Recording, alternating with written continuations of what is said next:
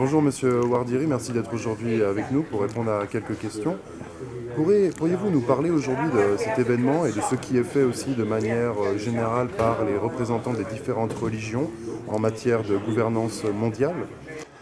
Je crois qu'il est important, aujourd'hui nous sommes venus parler de religion et de gouvernance mondiale. Il est important que chacun d'entre nous sache que l'on peut arriver à réussir ce qui est au niveau mondial qu'à partir de ce qui est local. Et donc nos actions sont des actions qui prennent racine dans le local et qui développent leur ramure au niveau cantonal, au niveau national, européen et même avec des partenariats au niveau des États-Unis, de l'Asie et puis de l'Afrique. Donc ce qui est important aujourd'hui, c'est que ceux qui ont la foi et qui ont compris que c'est leur foi qui est accusée d'être celle qui met le désordre dans le monde, ceux-là, alors qu'ils sont conscients que leur foi est celle qui devrait éclairer la gouvernance, devraient être à l'avant-garde dans ce qu'ils peuvent apporter pour que cette gouvernance réussisse.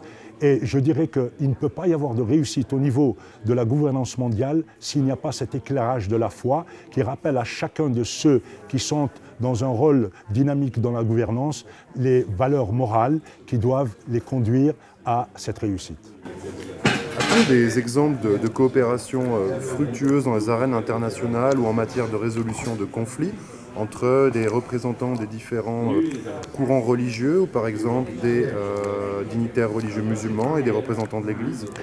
Nous sommes souvent en dialogue interreligieux avec aussi bien les chrétiens que la communauté juive. Genève est une ville extraordinaire dans ce sens où elle nous permet justement de réaliser sur place ce que l'on souhaiterait à un niveau planétaire. Donc on a des activités, par exemple, parmi les dernières activités que nous avons eues à la fin de l'année 2014, lors d'une célébration de l'appel spirituel de Genève, qui est un appel qui rappelle aux gens qu'on ne peut pas tuer au nom d'une religion, qu'on ne peut pas tuer au nom d'un pouvoir économique ou politique ou intellectuel, eh bien, nous nous sommes retrouvés avec le rabbin Garay qui était avec moi. On s'est retrouvés dans un temple avec une évolution qui est une évolution intéressante.